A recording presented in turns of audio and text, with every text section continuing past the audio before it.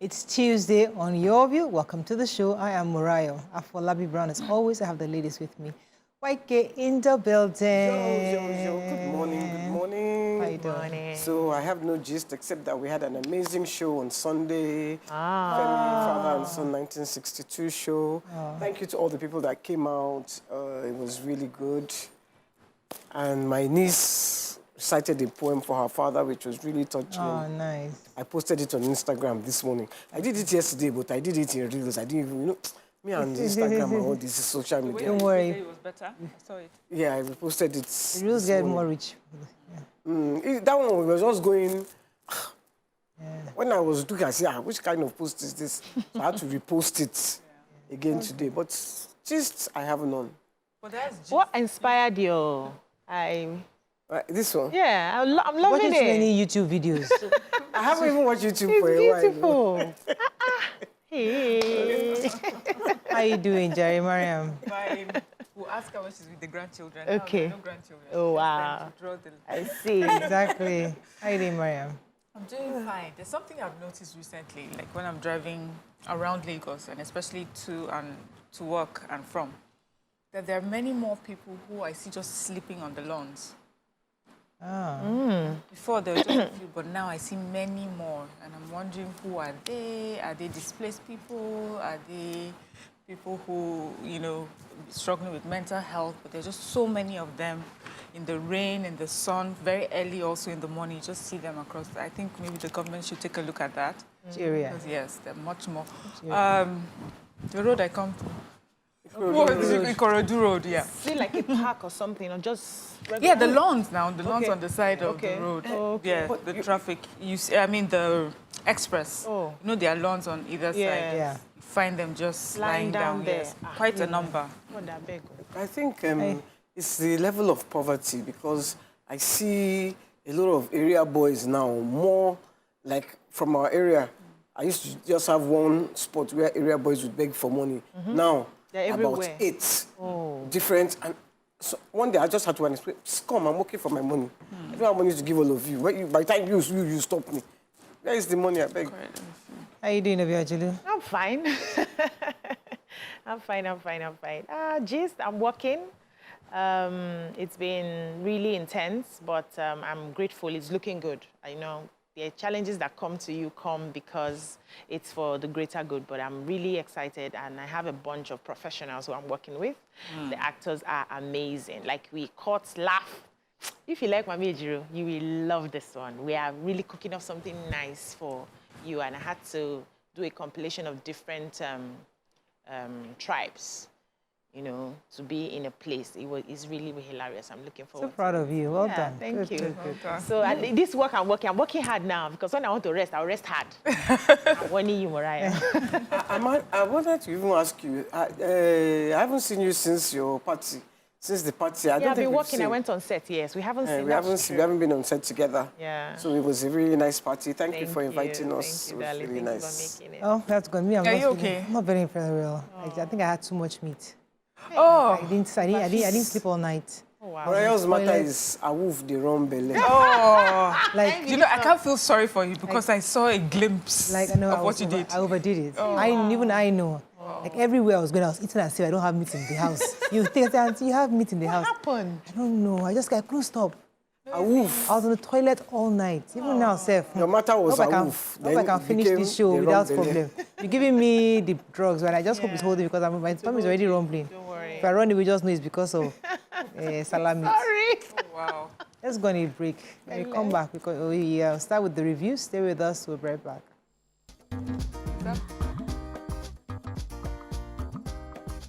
Stay tuned. Your View will be right back. Okay, we're going to start with the nation. Emir crisis. Presidency dismisses Kokonso's Kano alarm. Fubara replaces 23 Rivers Council bosses. Tinubu for Ramaphosa's second-term inauguration. Algon canvasses 4-year tenure for council escos. And Murtala Mohammed Way not renamed after Shoyinka, says federal government. Okay, which story are we taking in the nation?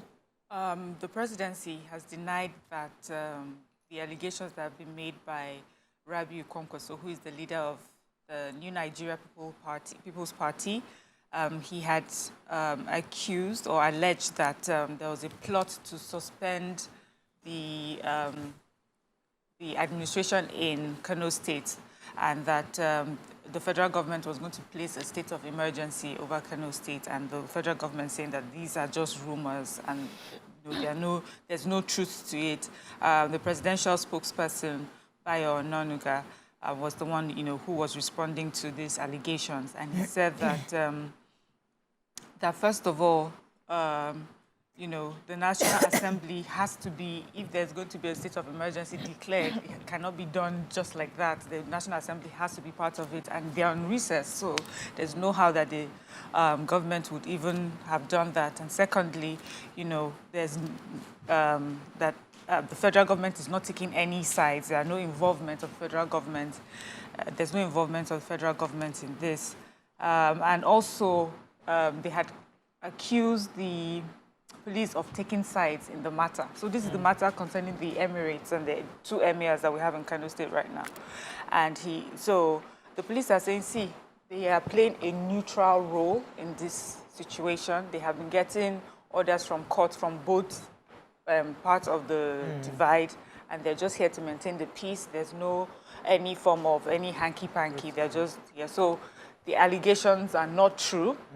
This is government now responding to that. Okay, so the federal... I just wanted to continue on that story because he had accused, Kwankwaso had accused the authorities of backing the deposed Emir Aminu Ado Bayero. He made some very serious allegations. He said that they have mass followers and that they will... he said they will not fold their arms and watch the enemies of the state destroy the peaceful coexistence of our dear state. And we shall do everything possible to support the governor, Abba Yusuf, to succeed. Okay. So the federal government yesterday clarified that the Murtala Muhammad Way in Abuja was not renamed after Nobel laureate Professor Wole Soyinka. There were rumors yesterday going around that they had renamed that highway.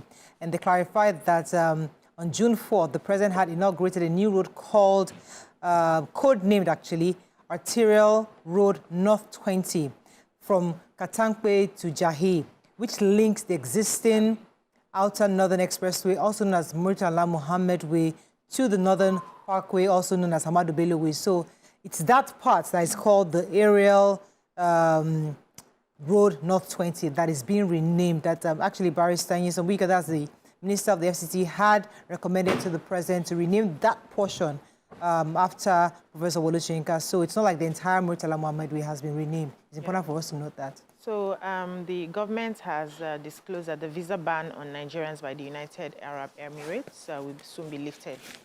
And they said the closure will soon be put to matter as last-minute resolutions were being concluded between the Nigeria officials and Middle East country.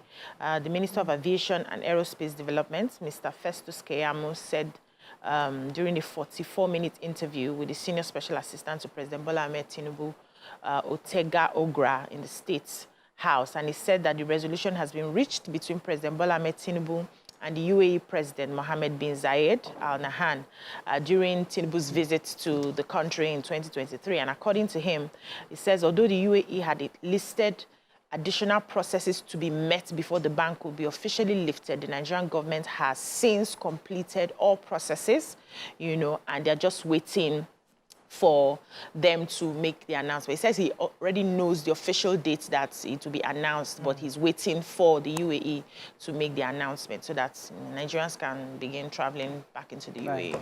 Okay, the Punch. Cholera spread, fear of school outbreak rises as pupils resume.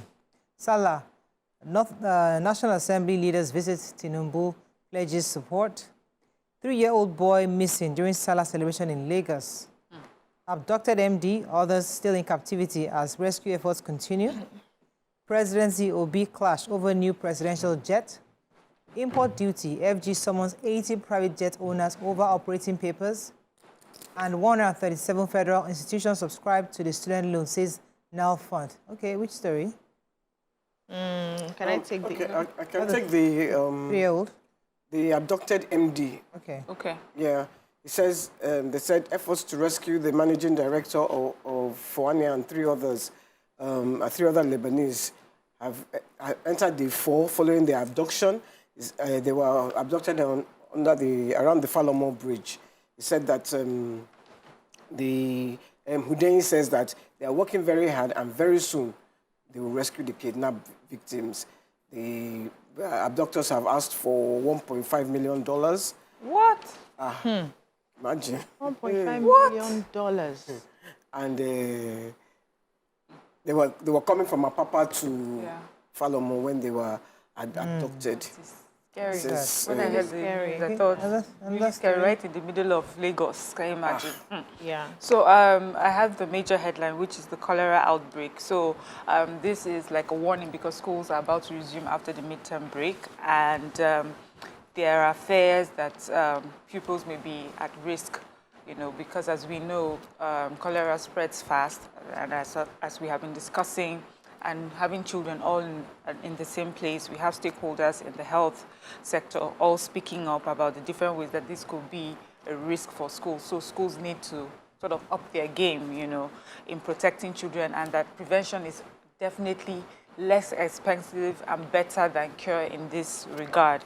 They said that, as we know, that even like the preventive measures that have been put in place, washing the hands, making sure that the source of water is, is clean. And he said that also the fruits that will be given in schools, they need to make sure that they are washed properly. As we also know, schools feed children. They have different vendors. You need to make sure that these vendors are doing it in a hygienic way so that children are not affected. So different ways. I think this should be as serious as when we're dealing with COVID, with children going in and out, mingling with each other. Make sure there's water for them to wash their hands at every point in time. Water is running in their toilets, and different things. So UNICEF is also saying that, of course, government needs to step up healthcare system as well to make sure that if there are any emergencies that they can handle that too when it gets to that level. When I was a kid, cholera killed in 4 hours. Whoa, so fast. No, Let's go on a there was short an break. outbreak then. When we come back, we continue with our review. Stay with us. We'll be right back.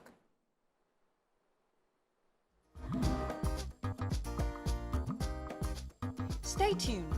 Your View will be right back.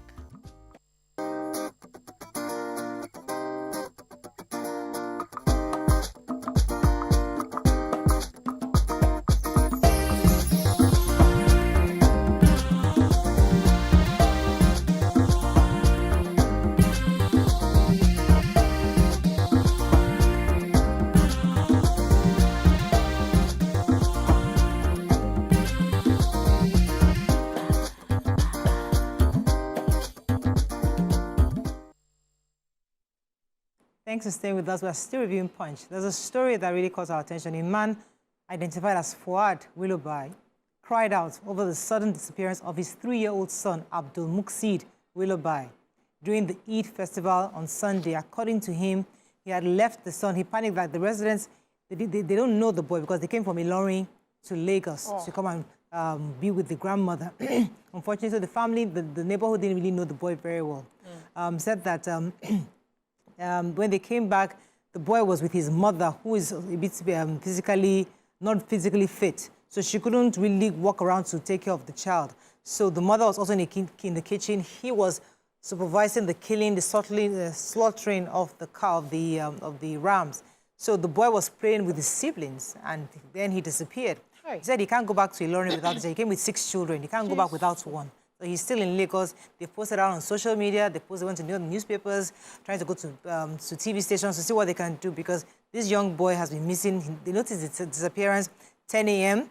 and they've raised alarm. It was after the prayers on Sunday. They usually go for morning prayers before they now go to slaughter the rams. It was around that time that he observed that the 3-year-old boy was missing. Really, really, really sad story. Yeah.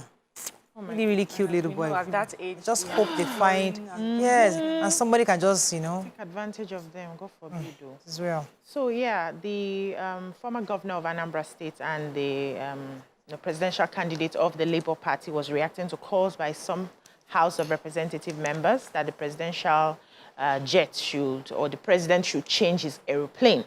And he says that's P2B, and he's cautioning against, that he's calling on the federal government to increase the number of aircraft, not to increase the number of aircraft in the presidential fleet. So writing in his X handle yesterday, he said that at a time when our country is on the front page of global news, and also the papers, for facing his worst economic crisis marked by high inflation, a falling currency, and widespread poverty, the government is contemplating buying new presidential jets. That this demonstrates extreme insensitivity to the citizens' struggles. With rising insecurity, poverty, hunger, and homelessness, this decision highlights the disconnect that is apparent between the government and the people. It is unacceptable as the situation in the country today, more than ever, demands a more compassionate use of resources, prioritizing citizens' welfare. And then he went ahead to say that it's on record that presidential jets have an average age of 12 years, purchased when most Nigerians could afford necessities. Now, as our country faces significant challenges, including a high debt profile, our citizens are even greater need. Instead of adding to our luxuries, we should focus on alleviating the suffering of Nigerians. A lot of people have also talked about it, that this is not the time for the president to be considering changing his aeroplane. Totally agree. Absolutely. Doesn't make any sense. It's one thing, but I seriously doubt if the president will go ahead to purchase it. Somebody from the federal government, like I'm a minister of aviation. And they are suggesting. Yes. Yeah. So that's federal government, but I'm hoping, so I'll be really, really disappointed if indeed they go ahead to buy this, because the truth is that we can't afford it right now. It doesn't even make economic sense. At all. Sometimes you see the cars on the road and thinking, our economy can't sustain these sort of cars. All these cars that we all have. And it's luxury. Like, there was a headline in one of the papers, and it was talking about 80 private jet owners, and I was also 80. Yeah. The whole 80. There are probably more, but come on. These are the ones they can even That's get. why they don't take us seriously when we say we are poor, we are poor. Those are We're not private poor. jet owners. Yeah. Do you know how much it is to park a Are they private paying jet at the it? airport? Are they paying it to the government? As long as they're paying their money. They want to make that. Is that our hot topic? Let's continue with that. As long as they are paying. Vanguard. We'll make money from that for them. Nigerians struggle as high drug prices fuel health crisis. Over 2,700 pilgrims suffered heat stroke, exhaustion as weather hit 48 degrees Celsius. LG autonomy will await Supreme Court decision, says Senate. Kidnap families of Lebanese nationals rebuff police intervention. Tension in prisons over rising food inflation. Edo Guba, I'll reenact Oshomole's infrastructure revolution, says Okpebolo. And Rivers Youth occupy local government headquarters as chairman. Tenure expires. Okay, which story are you taking? Yeah, so I have the major headline. It's a health concern. There's a report now that several people are now forced to take a risk with their health by extending or missing doses or settling for less potent substitutes, resorting to self-medication or traditional healers, or some people have even stopped medication entirely. They said for those battling chronic ailments such as diabetes, high blood pressure, or cancer, the affordability crisis is just pushing them so much that they're not able to afford some of their drugs. Now, experts are worried that a significant number of patients who are not taking their medications as prescribed stand to develop complications and incur even more expensive interventions later. So the interview was had, and some of them are complaining about the cost of the drugs. So there's a lady, Ngozi Uchenna, who is a petty trader. He said she's concerned about her 10-year-old daughter's persistent cough. Now, she's not even able to afford the cough syrup that was, given or prescribed by the doctors. She's not able to get that. So she's taking her child back home to probably resort to maybe onion or honey. You know how we concoct some of these things to help us. There was also another person, James Akko. He said he's been coping with sporadic coughs and chest pain. One of the drugs that was prescribed was 120,000 naira. He could not afford it. They prescribed another one, 55,000 naira. He said, where will he get the money? He carried himself and went home. There was another person as well, Dio, who was diagnosed of prostate cancer. His medicine was supposed to be 1.2 million. He said he doesn't have health insurance. There's nothing he can do. They reduced it for another shot that he's supposed to be taking for 750,000. He said he cannot afford it. He will just go home and resort to herbs. Now, the fear is some of the herbs that we have are not properly measured. So you may not even know some of the benefits or the risks that you're going to be taking when you take such. Yes, Okay. But our grandparents sort of or great-grandparents sort of survived with some of those medications. I think we need to start looking inwards now to see how some of these herbs. They didn't eat a lot of fat that we're eating. The immune system was stronger than ours to fight it. Drugs suffer up to 30 million for cancer. Some up to 30 million. Jesus. I mean, I even for 30 million. Even the regular antibiotics, since the exchange rates were higher, there's some that were regular you could afford. Yes, I remember. Also was having asthma medicine. Yes. The inhaler. The inhaler. Yes. I used to buy for my daughter 2,000 or 3,000 or something. It went up to 16,000. I shouted. This tummy ache I had, my husband too was having his own tummy ache, and I wasn't home. My brother-in-law is at home, so he went to go and buy him a drug to help him. He's looking for a moody over there. They bought him one drug, 30K. He said, Uncle, where what exactly? It's better that you drink Gary if it's too bad. It would be the regular one, but prices have just gone up. The eye drops, these eye drops, they are this so let's move on. It's not our hot topic, right? Unfortunately, we're all commenting on this because we're experiencing it. Any other story? They're experiencing these issues too in prison. So this is from Abuja prisons. They said that the increasing cost of foodstuff and gas has led to grumblings among some inmates in the nation's various prisons. Relatives of some inmates, have confided in this particular reporter, and they said that the cost of food has impacted negatively on their wards. They're saying that they're asking government to liberalize bail conditions for petty crimes so that offenders can meet their bail conditions and attend trial from home. So here they mentioned that of the we have 256 prisons right now, 81,647 inmates as of May 31st, and then over 5,000 of them for federal offenses. We have over 3,000 pretrial detainees and over 2,000 convicts, while those for state offenses are over 75,000, comprising of over 51,000 awaiting trials, so on and so forth. And they talked about in 2021 when there was sort of a public outrage also when the feeding cost for inmates there was 450 naira per inmate. But because of the outcry, it was raised to 750. But they said 750 does not work today. As we all know, we're all complaining about the prices. They said if 750 feeds a child going to school, because that's what government has for children in school, they said a child who is likely to have eaten breakfast from home, goes to school, doesn't spend the whole day, and goes home to eat. Can we imagine how that would work for a full-grown adult that is in the prisons from morning, over and over. And so government needs to look into it, and they are worried why there's a slow response to this request, because this would not, go down well. So about 3,000 pilgrims were yesterday affected by the heat strokes and exhaustion during their journey to and from the Holy Land. Says about 2,700 specifically were actually suffered from extreme heat stroke and exhaustion. Fortunately, I don't know if I should say that, pilgrims from Nigeria and other African countries were least affected. Anyway, I used to heat. It was gathered that Saudi hospitals within the area were quite busy attending to patients, while further emergency calls to health officials were overwhelming, as some calls could not get immediate responses. So, for those of us from Africa were somehow able to manage. I took it to another newspaper, and to add to it, a Nigerian elderly woman actually died from. Yeah, I saw that. And they're trying to find out who would have, because the Saudi people have told them from 11 to 4, stay in your tents. Don't go and stone the Kaaba. Don't go and stone them. Just stay in your tents. But someone took her there. And they said her mouth was dry. Oh, God. Everything was dry. And when they checked her, she had died. Oh, really sad. Okay, let's see how much time we have. Let's final paper, the Nigerian Tribune. Let's find a story. Hoodlums attack Plateau board officials, burn houses and 10 vehicles.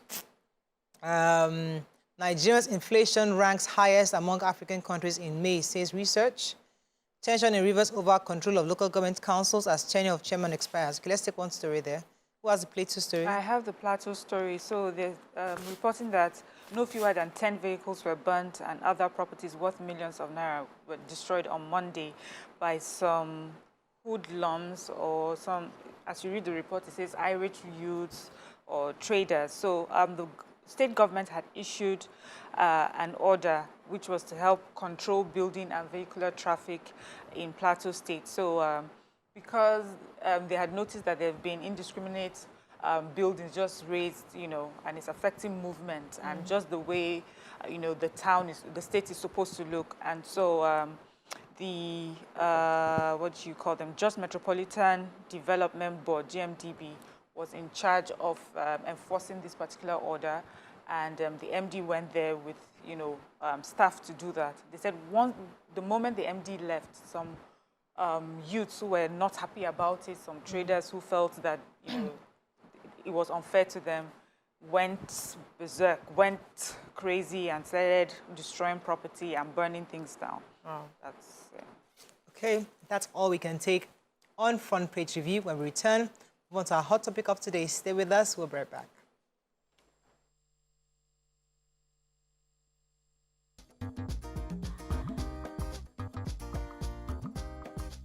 Stay tuned. Your View will be right back.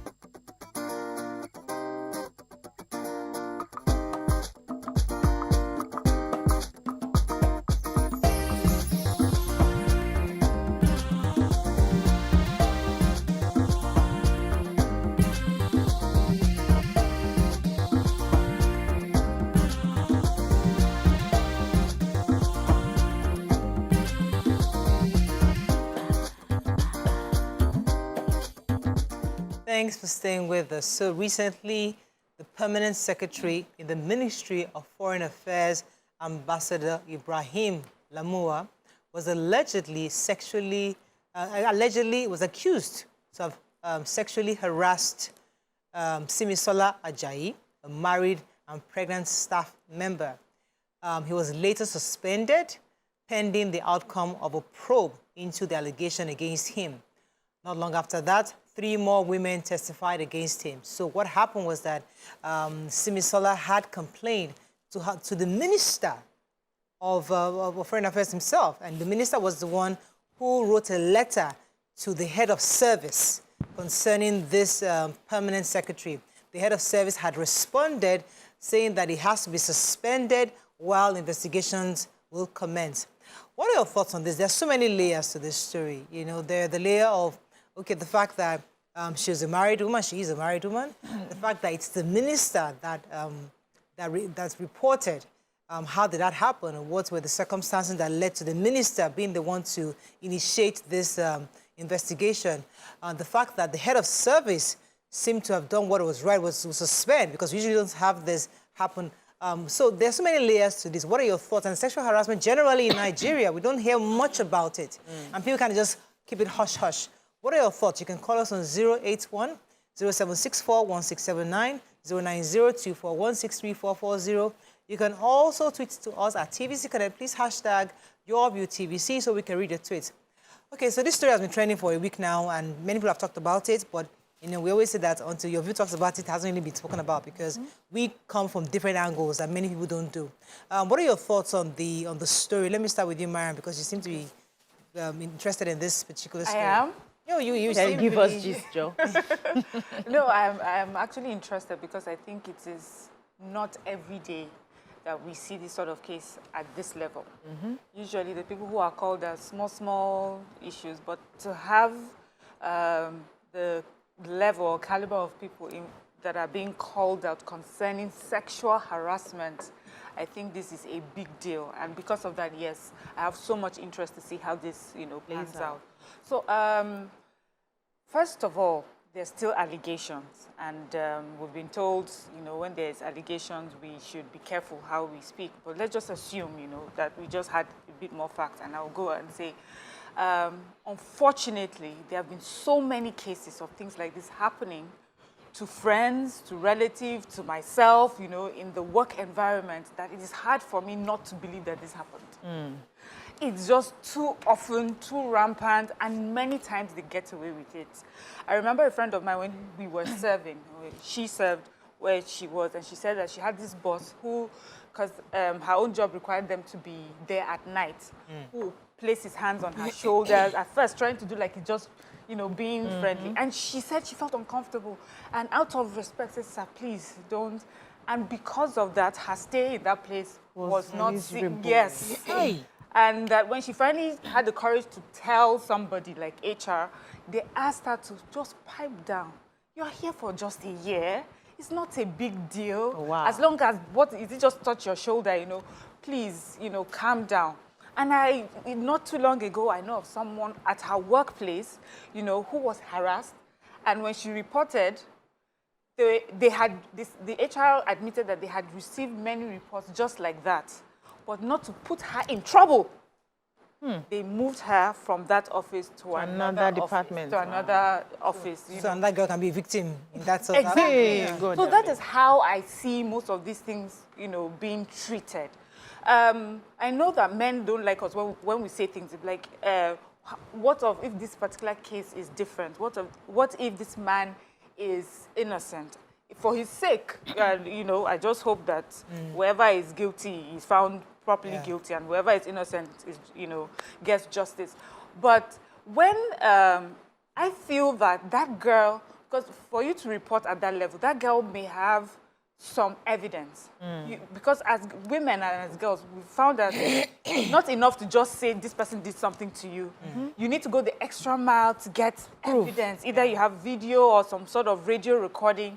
And that's what I feel she may have that has gotten the minister involved. It has to be evidence that, you know, he may be unable to deny. And I hear that other people have also come out, you know, to accuse him as well. But we'll see how this pans out. Because Let me come to you, Obiajulu. What are your thoughts on this story? So the pain is that there are many women who are willing to give in without issues.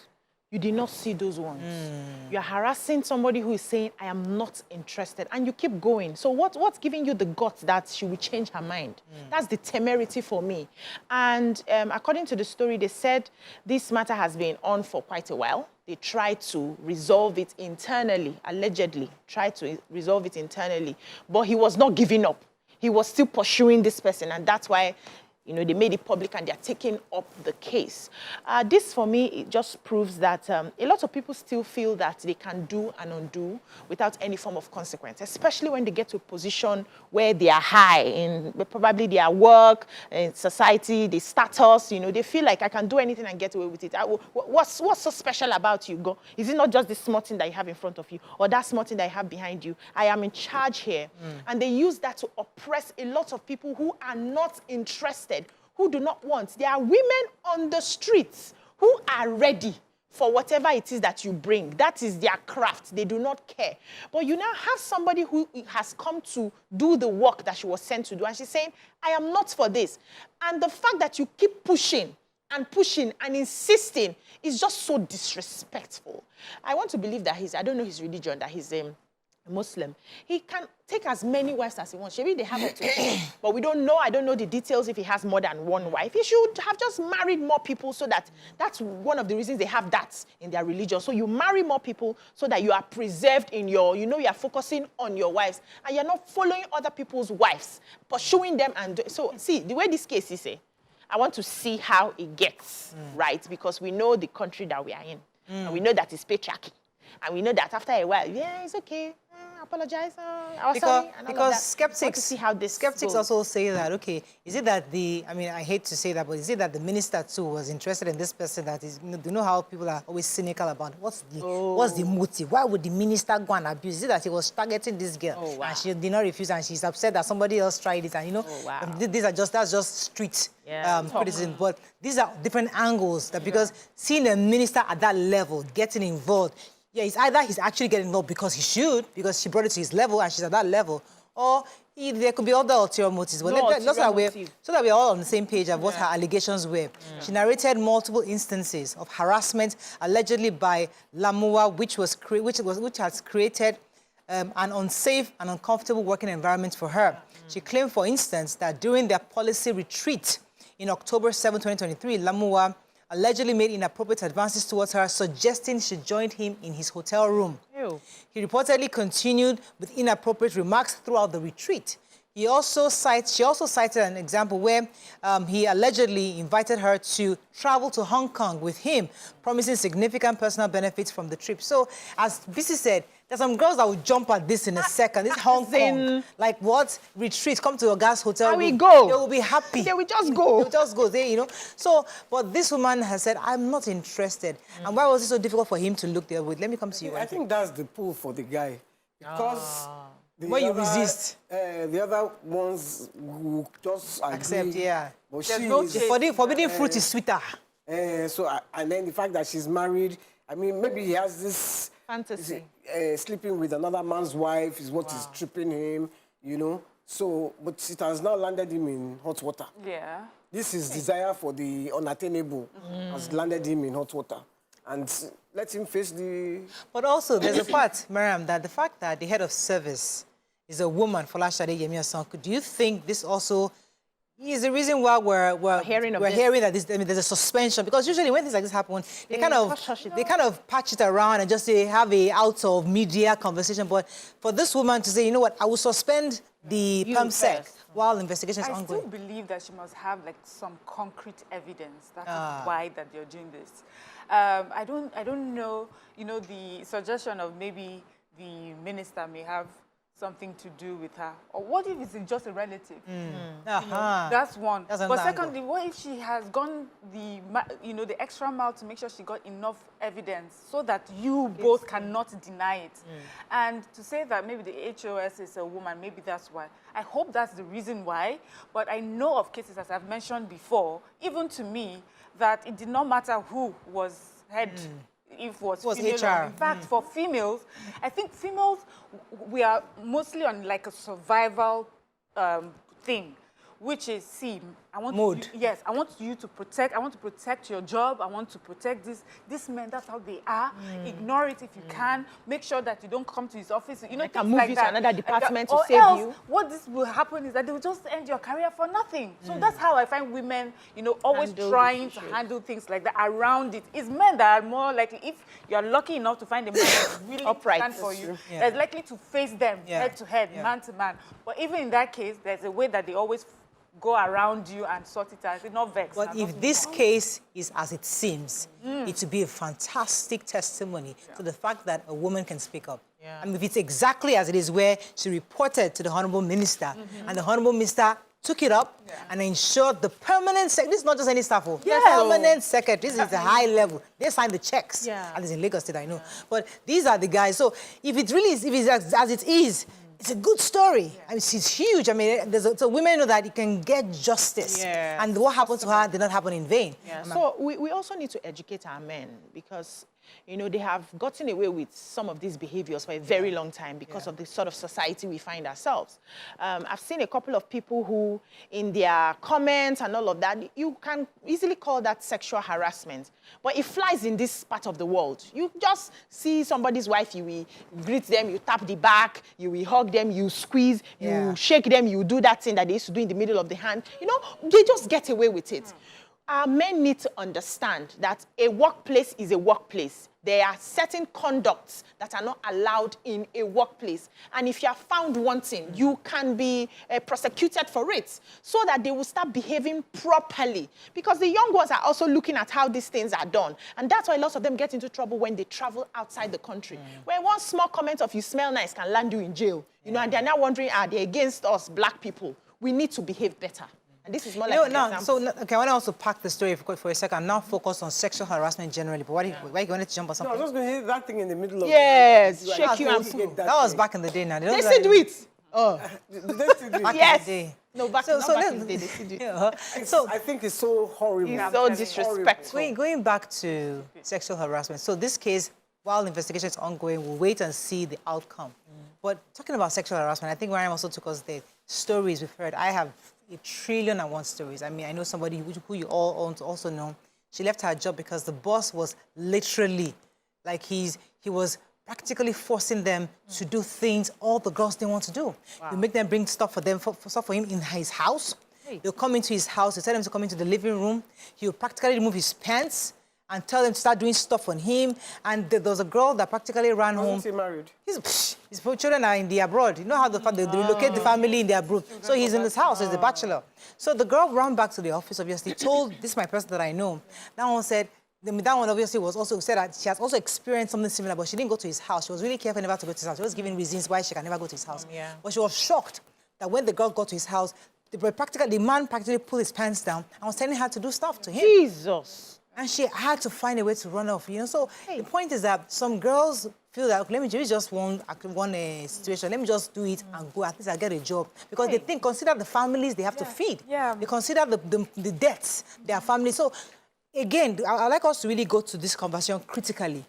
Many adult women have been through this. Now, as you said, some have said, listen, that thing in your 20s, just know it's part of the growing up. Part of life. You just blank yourself, do it, move on, you get your promotion. And others are saying, I didn't do it. So how do we help young people who face these situations? Mora, every time I think about this, that my child, my daughter, some point in my life, I have to teach her about something like this, that she may come in contact with people like this. Can you imagine? Like, all the other things she has to deal with, then I have to add this one on top, where you've raised a confident, ambitious, excited person.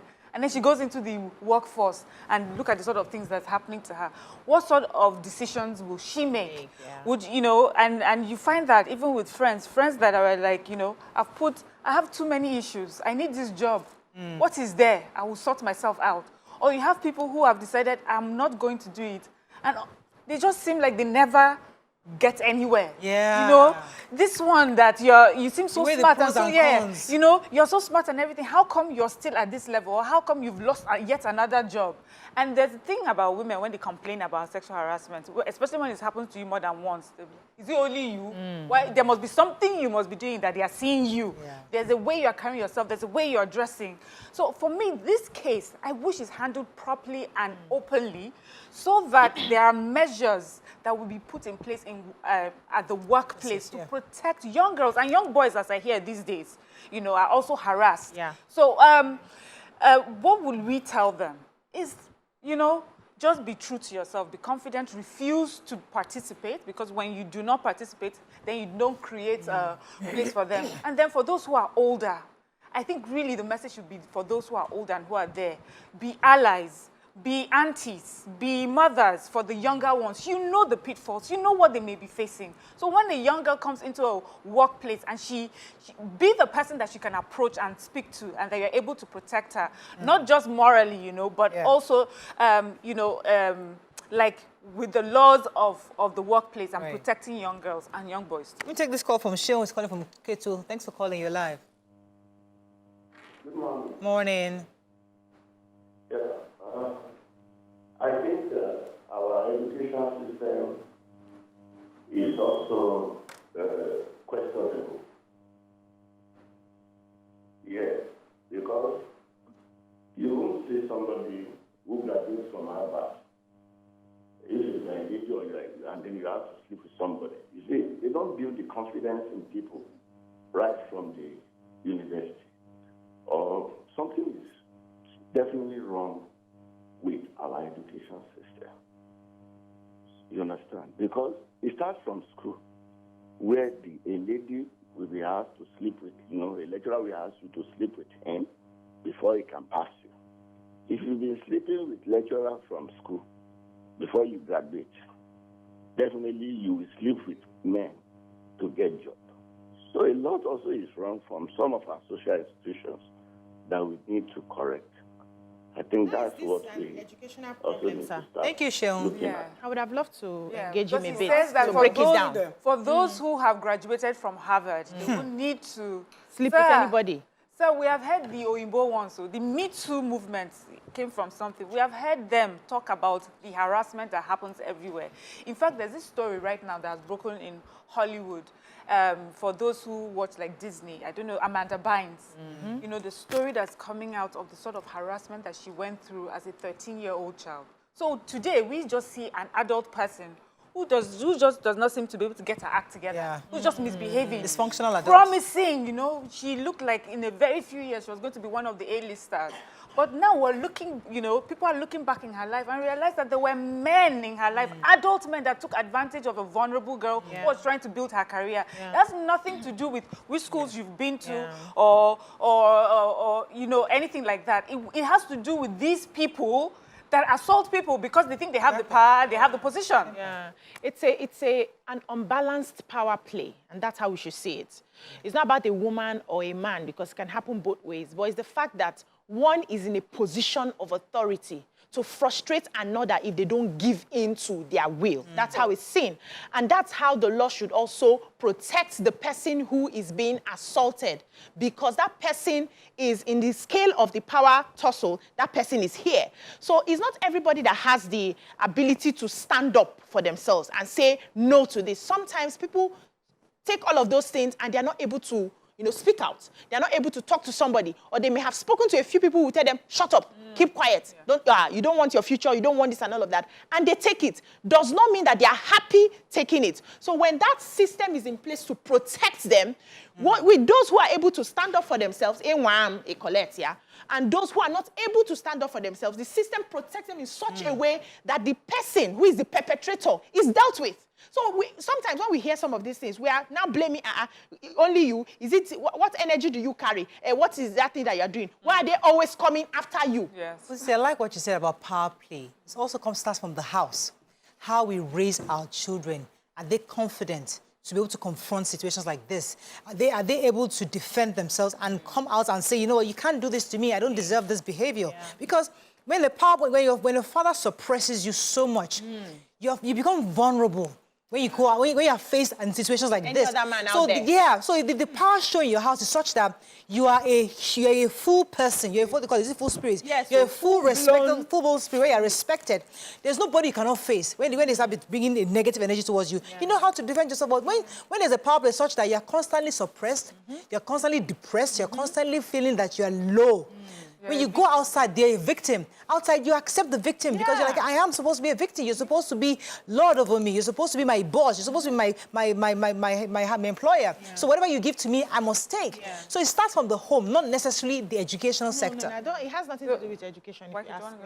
Go on. Okay, because that's one. Yeah. But then there's a second one where you raise a confident child, you raise a confident person, and the person goes out into society, and that person speaks up, and society breaks you down and victimizes or, makes you the bad person. Yeah. So that's why some people think, oh, I saw this happen to the girl A, and this is how society reacted. I'm not going to do that. True. I need to protect myself. Her journey is longer. Yeah.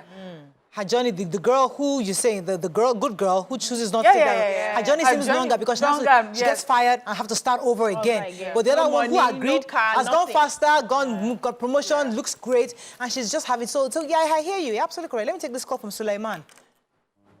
Good morning, Sulaiman. Good morning, ma. You're live. Go ahead, please. Thank you very much. My take on this sexual stuff is that I can see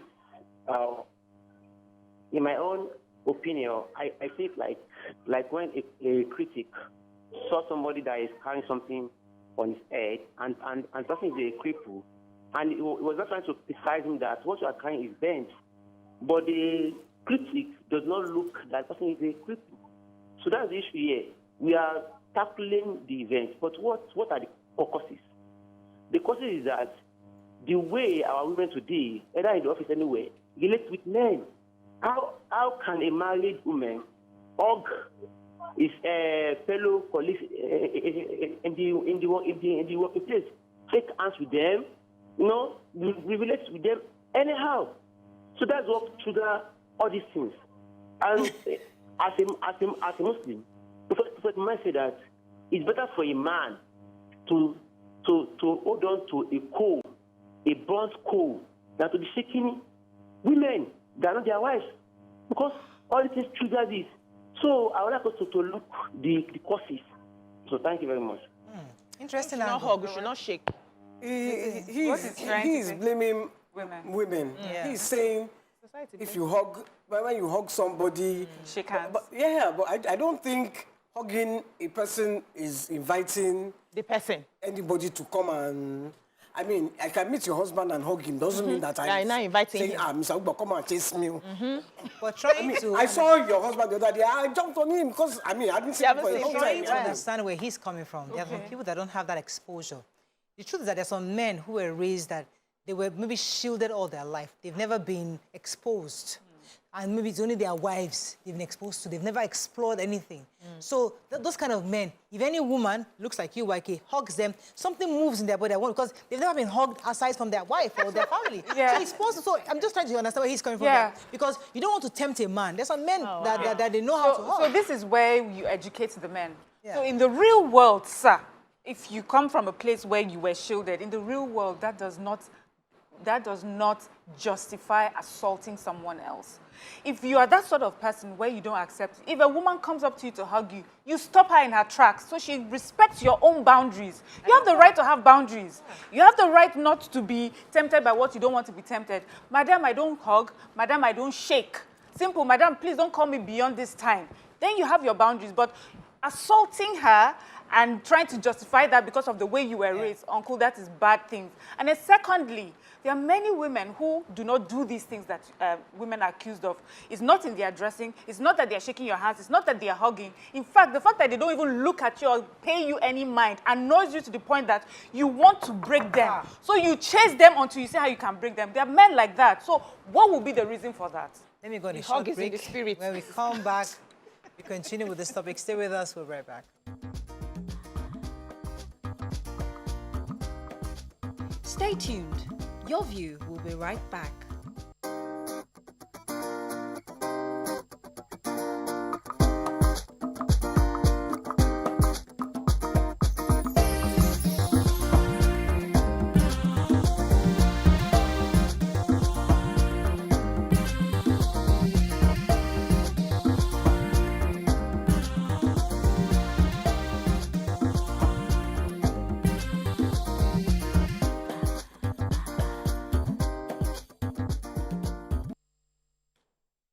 Thanks for staying with us. We're still discussing sexual harassment and trying to understand how it can be curbed in our society, especially where it seems to be a man's world. And usually these stories they're always decided by family. They call the families to find a way to resolve it, you know, because, hey, it's your future at stake here. And it's just one situation. It's one activity. You finish it, at least you get to the next level. And then you have to buy your freedom. You know, all sort of things people say. How do we help young people with this? First of all, I'm glad now that things are changing. Yeah. That times are different. People are now able to speak up, and some people are now beginning to have sense in society to support them to speak up.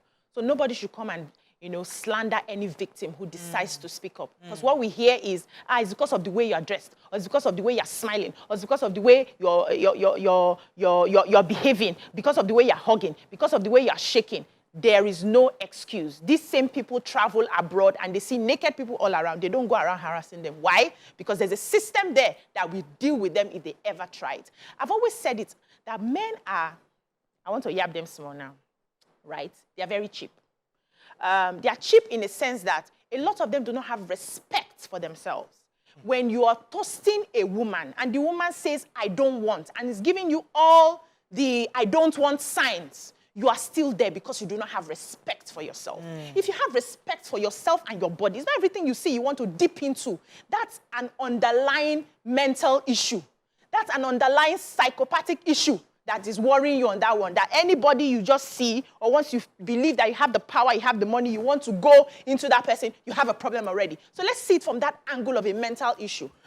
Sometimes when you approach somebody, or you like somebody, or you want somebody, and the person says, no, I am taken, or no, I am not interested, a man who has self-esteem and respect in himself will move away and say, respecting himself first before even respecting you. So let's highlight that. It's not only women that, you know, want to throw themselves. Some men have a problem of not understanding where their boundaries lie. And it stems from self-respect, a lack of self-respect. So enough of victim shaming, because that's what has kept our society where it is for a very long time. Please, don't say it, so that people don't start looking at you that way or the other way. We must call out the perpetrators of this act. We must ignore the victims first of all, because the perpetrators are the ones that are looking for that trouble. You know, even in certain countries, a husband can rape a wife, because the truth is, in certain countries, when a wife says, no, I'm just not in the mood, right now, stop. If he continues forcefully, it can still be defined as rape. Now, it's still arguable, it's still debatable. People are, they've still been talking about it, that how is it possible? But the truth is that it goes back to what you're saying, respect for yourself. If somebody says no, regardless of who you are, what they're in your life, you must be able to pull those brakes. Let me take this call. I'll come to you, YK. I have a caller. Good morning. Thanks for calling. Good morning. Good morning, sir. Yeah, it is a very, very disclosing to every man. Every man supposed to be assured of what this segment. This is, as I hear like this, I'm very, very disgraceful. I can hardly hear you, Haruna. It's so difficult. Hello, are you hearing me? Yeah, go ahead, please. And what I want, this man should not go for me. Whatever it is supposed to be done. That is one. Then another thing is there is one talk that has to be men talk. Let me tell you something. There is things that attracted. We are all human. Even you as a woman, you outside as if you be speaking as if you about the way they not even all coming to her. It's muffled. I can't hear anything you're saying, Haruna. I'm so sorry. I couldn't hear a word. It's a bad line. Really? It was very muffled. Yeah. I was just going to say, sometimes I think, like I said, that's no. Just is something that makes their body want more. Like, you know. The more you say no, the more I want to. I feel that you really mean yes. Your no is yes. Because you have a problem. Because if I force, because you have a problem. You see, some men are not used to. Some men at that level. Perm sec level are not used to hearing no, because most people will say, this is a perm sec that wants to be with you. Are you okay? This is as high as it almost gets, you know, and because he signs the check, there's nothing he can help your family, your uncle, your daddy, your mom. He can help all your family to get contracts. You're going to change the world of family. So these are options people weigh but these men are not used to hearing no. So how can you tell a girl you want to take her to Hong Kong? And she's saying no, and I'm wondering, where did you fly for? Are you okay? That can even make you pursue more. Because you just like, no, I must conquer this girl that thinks she has the audacity to call me. The thrill of the chase is what the thrill of the chase, exactly. So the harder you are to overcome, the more effort I'm going to put now, in. she knew her own self-worth. And that's why she's taking it further. Yes. Because she could have continued saying no, but she's just like, no. The no is not... If you don't want to hear this no well, I will make sure you hear it well. Publicly. So she has... Now, I think on his own part, it smelt of a lot of arrogance. Yes. Of course. Because when they were trying to, according to the story, trying to say, look, come, stop chasing this woman, she doesn't like it. For no, what? Why? So he now continued. It's where he has landed himself in the hot water. Let me take a call from Chief Carlo, calling from Ikeja. Good morning, Chief Carlo. Yeah, good morning. Good morning. Amen. Good morning, everybody. Good morning. Actually, Morayo, this generation is something else. I heard when you are saying, be an advanced, you can help your family, do everything, do all those things. That is rubbish. Myself, I was grew up in a family that they have on the 5 wives or 6 wives. My mother happened to be the last wife. I'm the last one of the family. I'm about 50 years. But female is too much because my father has about 3 or 4 concubines. Female is excess. And we don't know who has each other. But I don't totally, our father and our mother build what we call confidence. Anywhere we go, anywhere we mix up, if any man that tries, we gather to go and watch the person or crush the person. Let me disagree with last call, Lusuleman from Adekunle. Shaking or hugging, it means nothing. All we are talking about to build a confidence with our children. More especially female children, like someone like me.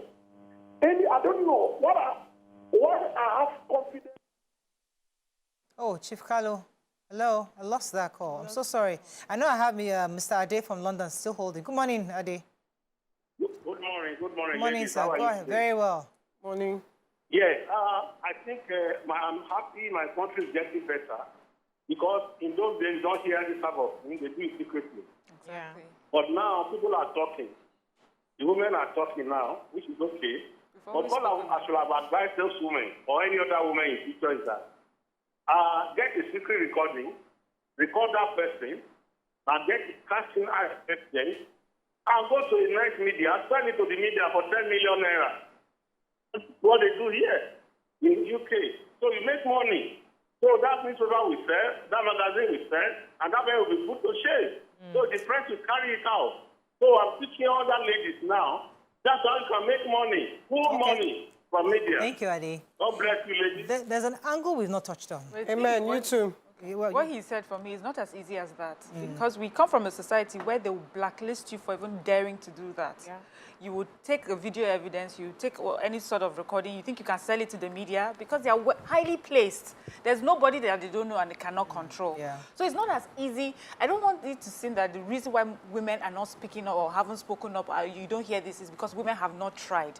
This message is really for the men and for society, that when a woman finds herself in this situation, what do you do to protect her? It's not the woman. It's easy to say it's the woman. Speak up. Say your mind. She has been doing that. But what have you been doing to shut her down? That's what Fantastic. this is about. And that's where I was going to. The he for she's. Because the minister in this situation is a perfect example of a he for she. If indeed he's doing this because he believes that that girl deserves justice. And that's what we should be demanding of the men across board. You are in an office, you know the boss is harassing girls. As the human resource, as the just ordinary manager, as a man that also works in that company, you should be able to speak up. You should be able to report to the appropriate quarters. You should be on record that the men in that organization fought for you. Forget the women for a second, but the men must begin to rise up, because this is not about women. As Mariam said, we've been speaking in different ways. In fact, we found a way to cope. There's a coping mechanism of how to raise our girls to understand it. But the men must arise to begin to speak against it. And if indeed the minister is initiated this thing with good conscience, I hope indeed he follows it through to the end. Hopefully other ministers, other male leaders in organizations, in schools, can be the ones to champion these kind of causes, because I mean, women have been always doing it. Yeah, let me also add that we need to, the men need to change their mindset about women. Unfortunately, a lot of men disrespect the gender women, because they feel that they are in positions of authority. They are the men. I am a man. You are a woman, so you are less than I am. If you have conversations all the time that we used to fly back in the days, you will hear an Okada person telling a woman, I get your type for house. Who you be, you know? And that's the mindset. When you have a proper conversation with a lot of men, that's the mindset you see, that they consider us as lesser. We are not equals with them. And when they have that mindset that we are not equals with them, they see us as tools that they can do anything with, especially when they come into power or have positions of authority. Now, one of the reasons a lot of men are not fighting for women, except when it happens to maybe their daughter or their sister or their mother, is because they also in their mind believe that women are lesser. And anyhow you want to manage it, we run the show. But when we now begin to educate, and I'm happy a lot of men are standing up to say that these people are not lesser than we are the same in one way or the other, and your rights must also be protected. When that mindset changes, you see that a woman does not need to shout too much, stop, before every other person around there will say, stop this now, she doesn't want it. A lot of people will fight for her. I just want to wrap up, I just want to say it's not just women that get harassed. Men get harassed too. And I think we must, because I know of this lawyer that harassed his other lawyers, his subordinates, that a lot of them had to leave his chambers, you know. So the men were harassed. So this sexual harassment is on both sides, you know. People in the position of authority always just feel that they can oppress and suppress their subordinates. Let me wrap up with this sentence and with this message from Engineer Tijani. It says, there is no sense putting blame on women for this sort of senseless harassment. In Islam, men are enjoined to lower their gaze, and there is no reason for any form of harassment. If you can't resist, go and marry with honor and decency. The society must protect women from all forms of evil emanating from men. The excuse of seduction does not hold water, and I wonder what happens to taking a walk away from any seducing environment. Sexual harassment is so demeaning and could lead to mental torture to survivors. Any other messages from you guys? You have anyone? I think Otumba Karim says that, thank you for having us discuss the menace today. We must acknowledge that sexual harassment is a serious issue that affects many individuals in various settings. It's a virus that is the twin brother of corruption. It's important for us to create a culture of respect, accountability, and zero tolerance of such behavior. I think that's all we can take on this segment. But in a nutshell, really, we're hoping to see this case to the end, and hopefully Simisola Ajayi gets justice. Let's go on a short break. When we come back, we'll talk, bring in our guest to discuss cholera. Stay with us. We'll be right back.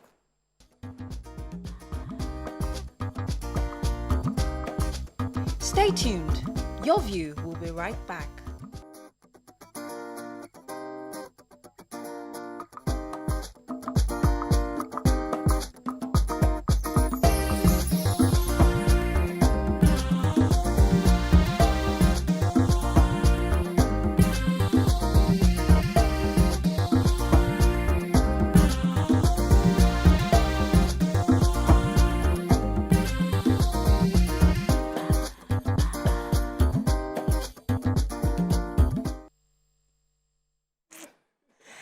According to reports, 350 suspected cases of cholera has been reported in 29 wards across multiple local government areas in Lagos State.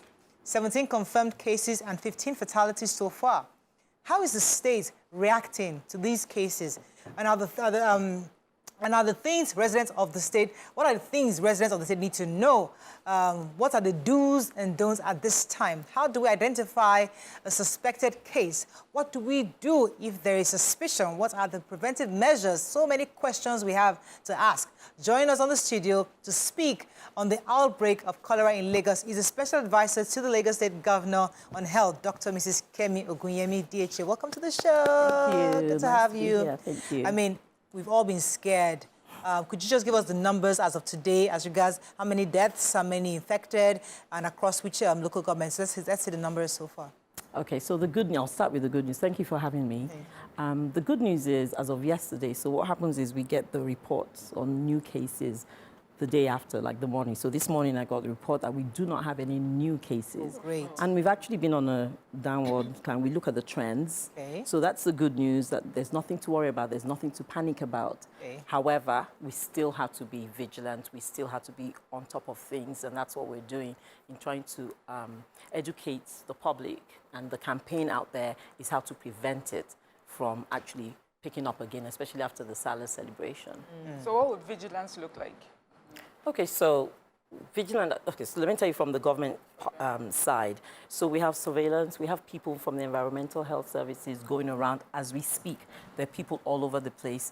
So for example, you talked about the local governments. So we started from Lagos Island. Lagos Island has the largest, over 100 cases. Not them. Lagos Island. Lagos Island. Not Etiosa. Then we have Kusofe, and then we have Etiosa, and it goes down, all the LGs. But that's so around the 10th and 11th, we saw a spike in cholera. Don't forget there's cholera anyway. Yeah. It's not as if we have zero. Right. People have it. It's very mild. They go to the hospital. We don't really hear about it. But between the 10th and 11th of June, it went up in some local government areas, like I mentioned. And so we started monitoring. So that's what we're doing, monitoring. Where did this come from? Why did it happen? And that's the work of the government. And not only that, Lagos State Ministry of Health, we don't work alone. Okay. It's a collaboration with Ministry of Environment, because there are a lot of environmental factors, actually, when it comes to cholera. We're working with even education, Ministry of Education. And of course, we have partners. We've already told the NCDC. We had a meeting with Dr. Jide Idris, who's the DG of NCDC. We have UNICEF. We have the Red Cross. So many people on board. And so we go out there in the community to ensure that this is not going to spread and become something that we cannot contain. So right now, we've contained it, and we're seeing a dip in the number of cases. I know we've had cases of cholera. Cholera kills. Have you had any cases of death? Absolutely. Unfortunately, we've had 15. So out of the 350, we've actually had 15 deaths. A lot of them have been brought in dead, And then you find out that this was what happened at home. And that is why we're trying to tell the public that when you have certain signs and symptoms, and I'll let you know that you must come to the hospital. Don't treat yourself at home.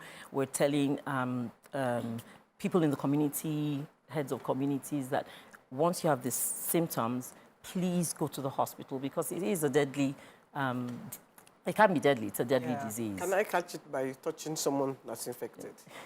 No, so it's by contamination. So the bacteria is found in water, in food, and so contaminated water, if you drink it or you touch it and you touch something else, and that's how you catch it.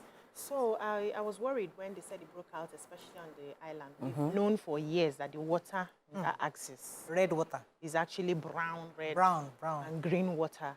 And I'm wondering if there's any plan to see how that water can be salvaged. So a lot of people have this water treatment plants and blah, blah, blah. And it's very expensive to maintain, but most people do not have. And my mind just went to some of the reasons that could have caused this cholera. Is there any plan in the process to see how at least the water from that area can be a bit cleaner? Yeah.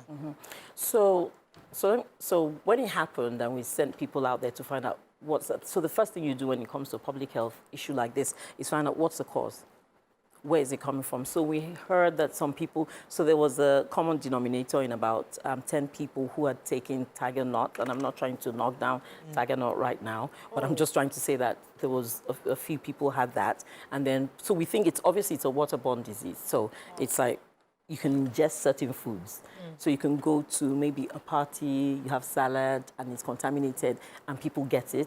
So we need to find out the source so that we can actually stop it and reduce it. What the government is doing when it comes to water, and you're very right, and it's been on the plans for works, is trying to ensure that we do have clean water. So I know the GM of the Water Corporation is working very, very hard. It's going to cost, we're talking about a 20 billion naira project where clean water is coming out into all the communities in Lagos. And you know, Lagos is big. Lagos is congested. So many people stay together. So you have the boreholes that are just, or the pits, or the wells that people use. And then rainy season, we also know that there's an increase in cholera when it comes to rainy season and all that. So, but that's what the government is doing. We also have a WASH program. So it's water, sanitation, and hygiene, where we're trying to tell people, wash your hands, clean your area. I mean, the government, we clear the canals and all that, and people still drop things in and block it. So there's so many things that government is doing, but however, we also, as a community, the people, have to just be not only vigilant, but make the environments clean. Let's talk about the symptoms for a second, because, I mean, over the weekend, trust me, I mean, let me just confess to you, at the parties, we attended a lot of parties, and they served myself and my husband salad. And somebody said, there's cholera in town, why are you eating salad? I said, Auntie, after I finish this one, maybe the next one. So Brown had 2 plates, I had 1 plate of salad. And then on Monday, he had tummy upset, he was in the toilet. I was laughing at him all day, not knowing that my own was coming in the evening. Last night or till this morning, I've been in the toilet. So what are the symptoms? I'm hoping, like, God, please let it not be cholera, because I chopped this salad. I chopped meat, plenty. So tell us, what are the symptoms? What should we be looking out for? So for cholera, one of the symptoms would be abdominal pain. Check. So there's abdominal pain, feeling tired, fatigue, and of course, watery diarrhea. You can't have. You can't have diarrhea. No. Mariah is sitting down here, and she's good. She's good. So increased heart rate, vomiting. Fever or not? No. So you see she's crossing them out, there are no checks. And general malaise. And, when I say diarrhea, I'm talking watery diarrhea, just continuously.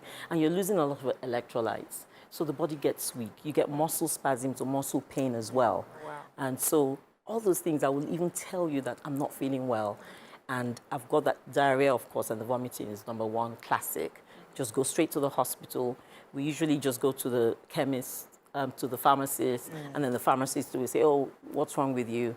And then give you antibiotics. Do not take the antibiotics. No. Go to the hospital, because we need the sample. So what has happened with all this is that people just go to the chemist, and then the pharmacist will give them antibiotics. Yes, it's part of the treatment, but we want to get a sample. which was what delayed us a little bit, about a day or two before we came up with confirmation that it was actually cholera. And we needed to find that out. But the most important thing is hydration, rehydration, because as you're stooling and you're passing so much and vomiting, you are losing so many electrolytes.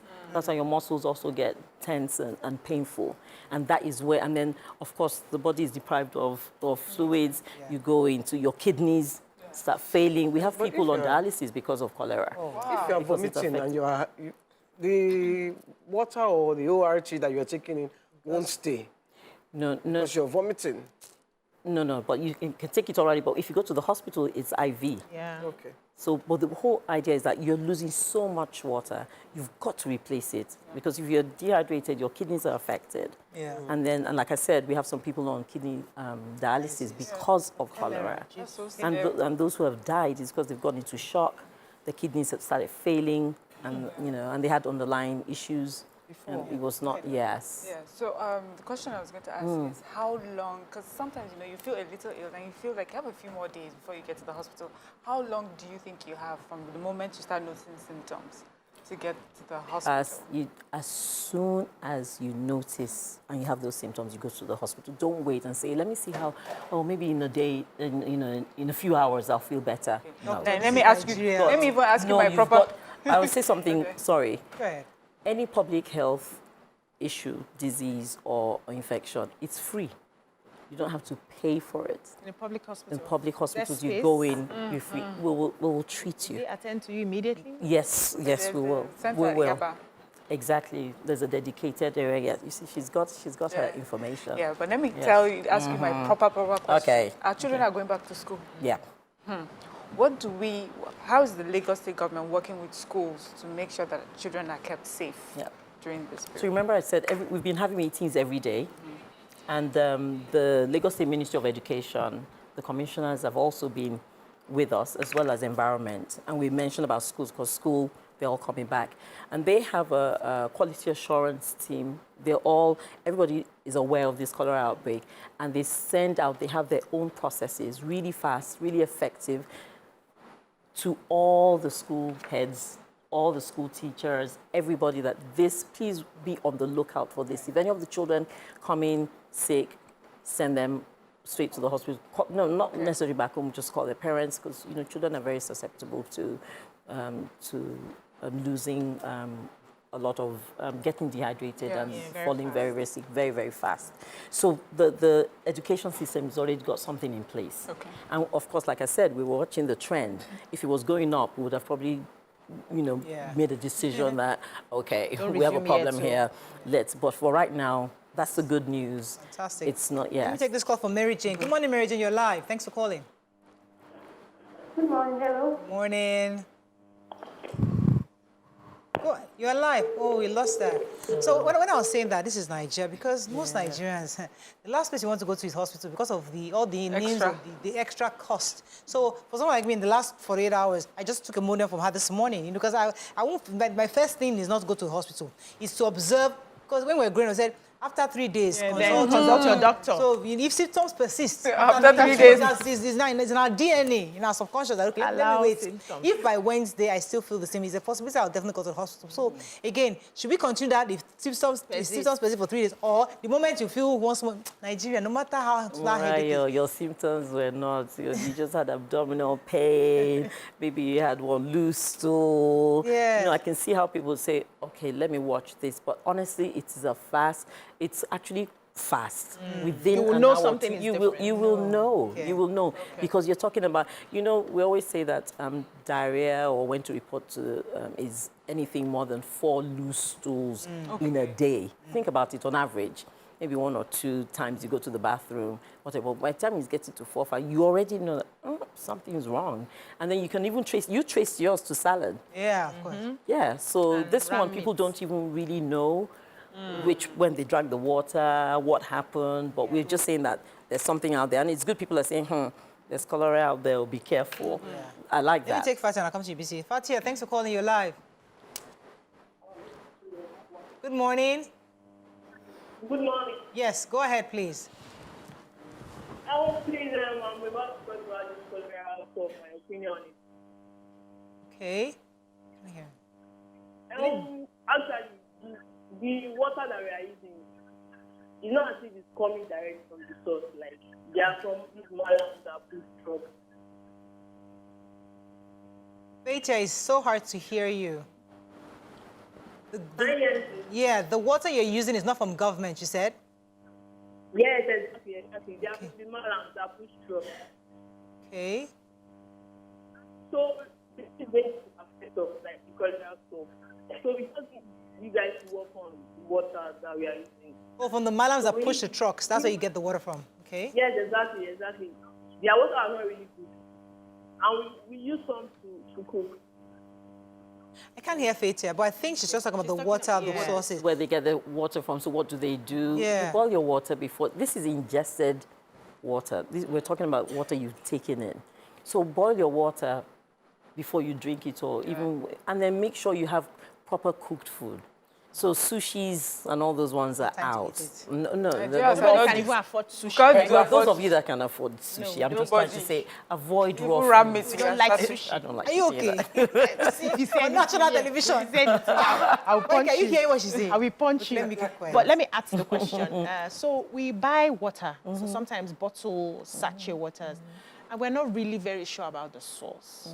Is there any thing the government is doing to ensure that the bottling companies, the sachet companies are, taking hygiene into consideration when selling this water? Because I've had an experience with buying sachet water. That was why I stopped a few years back. While I was taking the water, I noticed it was a bit slimy. But I was very thirsty, so I took it. And then all through that night, I did not sleep. And so we had to ban that. But a lot of people out there cannot even afford the bottled water. So is there any way to help us make sure that these people are hygienic? NAFDAC. All those bottles have a NAFDAC number. It means they've gone through the rigorous process of ensuring that it's safe. Just take Even the sachet ones, it's safe. It means anything you eat, anything you drink has to have, in packets, have to have a NAFDAC number. I would take you back to the tiger nuts and be open about it. When we found out that there was it's a possibility that it was from tiger nuts, so we got the bottles, the environmental health people got the bottles. There was no NAFDAC number. So the tiger nut milk? The tiger nut milk, there was no NAFDAC number. So it's like, there was a number, an address, and they've been going every day, but because of the holidays, I think all of a sudden, you just don't find them selling it anymore. Maybe they've heard, but it's coming from somewhere, and somebody is, distributing it everywhere. They're using contaminated water. Correct. So, but NAFDAC does all that, what you're asking for. They test, they check, they go there. And so, but otherwise, if you're getting your water from the well, when you boil the water, cover it. Let me take this call from Latifa. Good morning, Latifa. Are you still there? Yes. Please go ahead. You're live. Hello? Morning. You're live. Go ahead, please. Oh, sorry. There's a message for you here, doctor. Somebody sent me. They said that on this issue of cholera, there's an issue of open defecation in Lagos, especially in Bega area. Oh, wow. Lagos state government need to act fast on this. I still see people doing this act as I was leaving Lagos this morning. This is from somebody who's view. So near that Bega area, there's open defecation. There's a possibility that cholera can spread. Absolutely. Cholera is very, very right. And that's one of the things that the Ministry of Environment is looking into, because they are going to provide mobile toilets.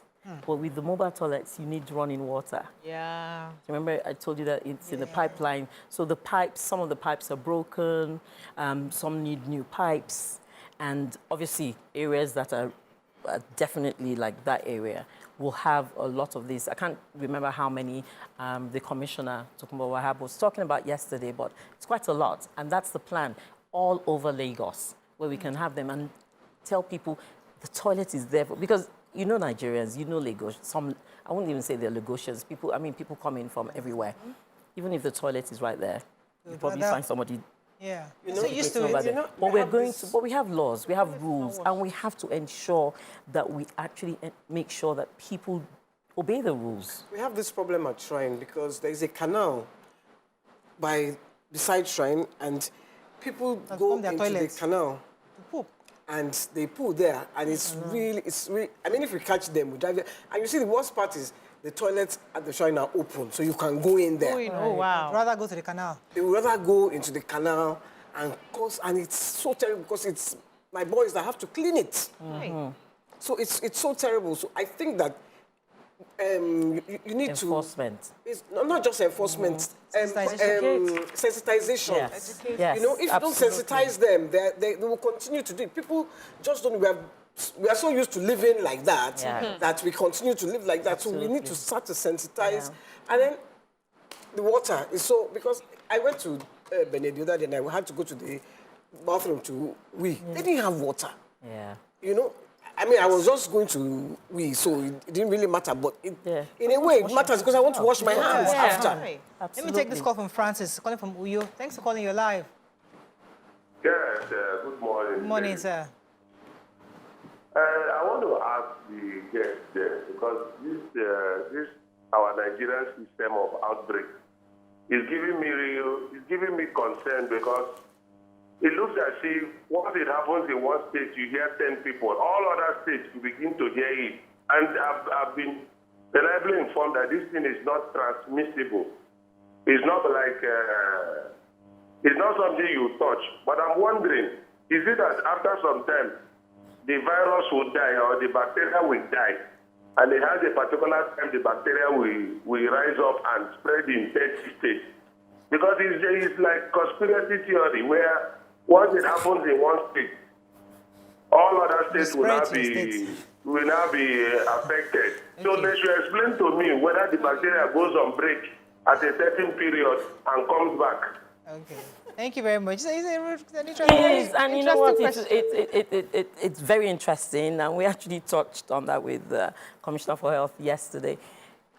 As far as we know, started in Lagos, but people go to other places.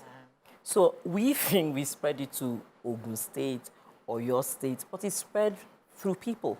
So once you're infected, your hands are already dirty. You touch.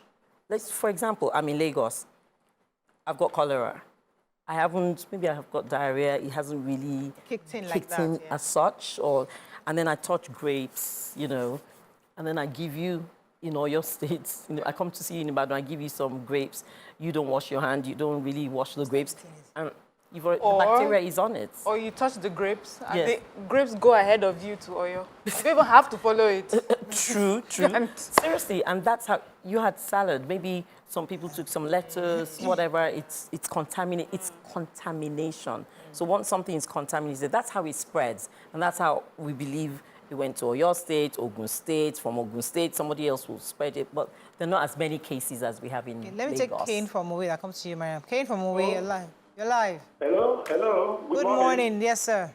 Yes, as I was watching the program, my attention was drawn to Kara, where we, after they buy meat. After the Long Bridge. So when you are, if you are passed through Ibadan Expressway going to Lagos, when you get to Kara, before the river, before a river there, in between the road, the way people defecate there, if you see the pile up of feces that is being deposited in between the roads, these newly constructed roads.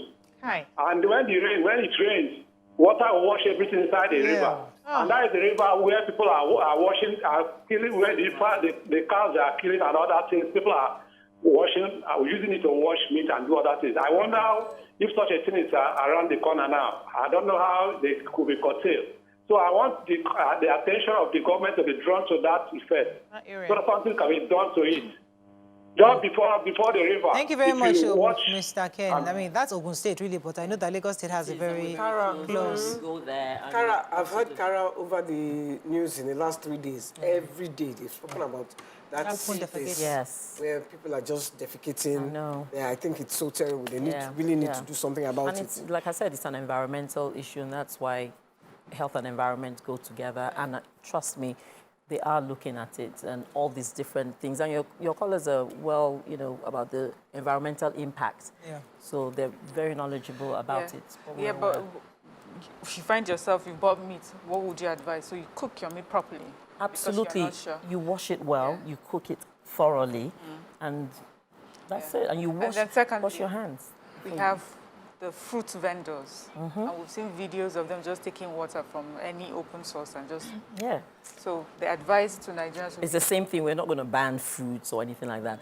You and I, everybody, all your viewers listening, wash everything that goes into your mouth. It's as simple as that. Yeah. Wash your hands. Everything that you put in your mouth, whatever it is, even for children, you make sure that, you know, they wash. I had to call my girl yesterday. I said, baking soda, Cholera, when you bring the fruit, wash it before. Yeah, baking soda. And she was laughing. I said, it's not funny. Alice, it's not funny. You have to wash it very well. White vinegar. And especially after going to the bathroom. Yes. You must wash your hands. You know, you go to the bathroom, you come, wash your hands properly, not just... Let's talk about how this thing is cured. Because when people feel that, as I said, we should all go to the hospital. So you said that also the people who died, it's possible because it affected their kidneys and they were totally dehydrated. But it's expensive to treat because people always get scared. When they hear cholera and they feel like, I'm going to be spending money. Don't worry, I'll drink Agbo in the house and I'll be okay. Is it really expensive to treat? It is free. Oh, it's free. It is Government free. hospitals. Public health issues like cholera, you come into the hospital, you don't pay a dime. Oh. It's on the government because it's for our own interests. We do not. It's something that is out there in the public interest. We want you to come in. Yeah, but you won't know it's cholera until they run a test. When you come in, because right now we know that's what's going on. Okay. For now, we know what. Yes, it's not that you come in every time. I like that you're saying it's free. But I have to tell you the truth. I've heard of so many occasions where people go to these hospitals, the public hospitals, and they can't get treatment, they can't see a doctor, they are ignored, they die. So many stories I've heard like that. Right. And it's only, there's this, one of our dancers, her mother was ill. She took her to, I think, Lassuth, and she didn't get treatment. She ended up in a private hospital where, of course, she died. Okay. Because nobody... So I hear all this, it's free, but what is the how efficient are these hospitals? Let's be honest. So, free is about the public, about cholera right now that I'm talking about. Okay. If there's another underlying condition that is other than cholera, we are trying to encourage people to go to their primary healthcare centers first. See, everybody rushes to Lassuth because unfortunately it's the only tertiary hospital we have right now, but there is in the plans to have more tertiary hospitals because we do have large hospitals that could be tertiary, so we're working on that. But everybody rushes to the tertiary hospital Lassuth, so it's over. I mean, they're overwhelmed. Yeah. Yes, overwhelmed. You know, we have shortage of staff, so we always say, you feel something, you feel you need to go to the doctor. Primary healthcare centers, we have lots of, go there first. They will refer you to the secondary hospitals. Secondary hospitals, we refer you tertiary hospitals. That's how it works. And I'm sorry about the person that you lost. Let me take this call from Oluyemos. We'll call him for a while. Yes. Good morning. I'm so sorry. Yeah, is there like a vaccine for cholera, especially for children? Yeah, so there's an oral vaccine, which it's not like, as if we're saying, go and get that now. But there is one, and usually, like people like WHO, you have to have data, lots of data that, okay, this is becoming an outbreak that we don't want to lose control over. And then when we do control it, how do we protect people? So it's something we're looking into. There is a vaccine.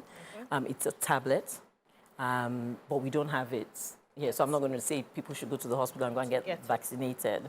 But wherever they can get vaccinated, absolutely, you can take the oral vaccine, but we are looking into it. We will have it for people to, we have to wrap up an option. But we need to see that Lagos State is also, I mean, we see the work you do. Sometimes, it's one thing for the head to say we're doing this. One thing when you go to the hospitals, the cleanliness, there wash hand basins across the hospitals, even at these primary health centers, even in schools, even in Alausa, how many of these do we, it's one thing for the government to say they want to do this, but how have you been able to sensitize even your own people to lead by example? Such that we're seeing that across board, lots of these public servants are also paying attention to. And we are doing a lot, thank you. The governor is very concerned about ensuring that it's part of his Themes Plus agenda that we have access to not only quality care, but affordable as well, because it's one thing, you know, and it costs money. There's a lot of money. Health is almost like a business. But one of the things he did last year was that, because Lagos is so huge, he divided the primary healthcare centers into 6 districts. Okay. So we have permanent secretaries in each district to make it so you have a smaller portion to focus on. And so we have like healthy competition going on there. When I say healthy competition, we just want to make sure everything's standardized and that we have procedures that are equal. So when you go to one hospital in the island, you should get the same kind of like treatment in the other one. Right. We are working into customer service for all our staff, because people do complain that the doctors or the nurses, they're rude to them. Yeah. The waiting list is global. The problem about waiting lists is not just a Nigerian problem. It's global. You go to the UK, everybody complains that it's one of the indicators for quality, and we're trying to improve that. And of course, with people with the Japa syndrome, it's obviously... How are you coping with that? So one of the things we're doing is task shifting.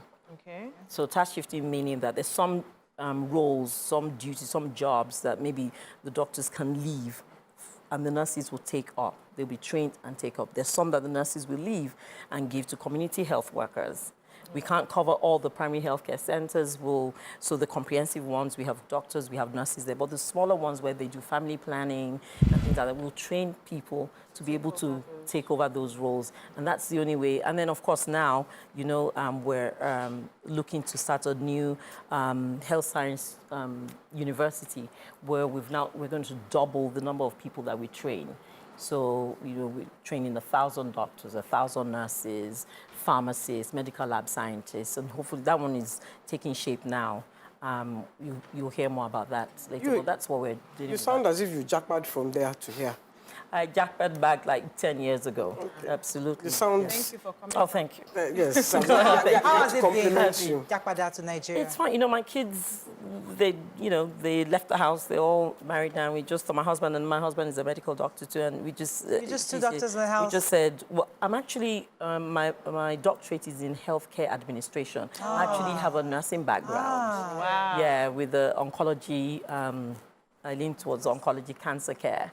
Okay. So we came back and it was like, okay, we're done in America, time to come back. And then we came back and the rest is history. So as we're you working sit there, like, you have children that are married? I'm a grandmother. Oh my goodness. Wow. 16, like what? Whoa. Oh my Thank goodness. you. I'm a grandmother. Wow. I'm a Nigerian. I'm a Lagosian, by the way. I love to give back.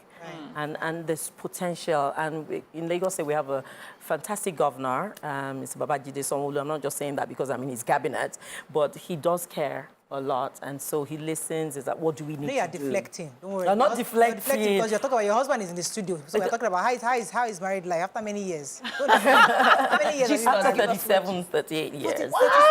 What? Oh, my Lord. Oh, yeah. So how is it still being married to the same man for 30 years? You brought her to the What studio. kind of stupid question? You brought her here. That kind of question. You brought her here. Ask her when she's not wearing this Lagos State badge. I am. I said we should ask you this question when you're not wearing Lagos State badge. Wow.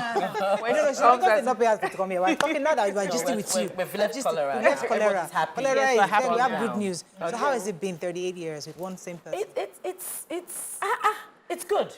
But it's, you know, you have to balance. And of course, grace of God, by the way. Yeah. Yeah, you got to pray about it. But it's balancing things, being tolerant. Oh, you know, we're 2 people who, you know, when you get married, you're 2 people raised differently, probably, have the same ideas, so that when you do have the issues, you know how to cope with it in terms of giving. They always say the woman should be. So I'm not that. I thought we were going to say it's overwhelming, blinding passion. It is for how many years? But it is also, but I mean, look at the good things and you look at your lives and you know, you're fine. The husband is actually blushing behind you. Does the passion ever die? Well, it fluctuates, right? You know when you're going through that menopause. Oh, So you have to make sure your spouse understands. Understand. That this is what's And he's a going doctor, he would on. understand. Yeah, being a doctor doesn't. He's a man still. Thank you. So you have to let him know that this is how what's I'm going feeling. on. Thank you very much. Oh, my Lord. Please tell them, tell the men. Tell the men what they need to know. Yeah, they need to know that this. When it comes to phases. menopause is a whole new Yeah, show. yeah. But the men do, and in fairness to them, because some marriages have broken up because of menopause, because both of them just didn't understand. So first of all, the woman needs to understand this is what's going to go on in my body. Right. I'm going to have loss of libido. I'm going to be irritable. I may be irritable. I mean, you have to tell your children because they'll think you're the witch. All of a sudden, you've changed, and those hormones have gone. Your skin is dry. You find sex very, very difficult. We'll bring it back painful. So I think we'll bring it back for men. And also midlife crisis for the men. Okay, for the men as well, yes. Andropause for the men as well. I believe, I mean, sometimes when I've argued, I said, you know what, I think you're the one going through a menopause. I think you're the one going through, and then we just like, thank you very much. Thank you very much. It's a pleasure having you on the show. Thank you. It's a Hope pleasure. we learned a few things as we have good news from Lagos State government. They are on a downward spiral with cholera. Hopefully, you don't get an increase. There's no spike, but please remember to wash your hands. Be careful whatever goes into your mouth. You know, wash it, clean it, spread the news out there. We have to be careful. And those with the open defecation are hoping that government is going to start helping us address that. And stop people. You can stop them yourself. That's all we can take. Have a great day. We'll see you Thank you. tomorrow. Talk about Bye for now. Thank you. Bye. Bye.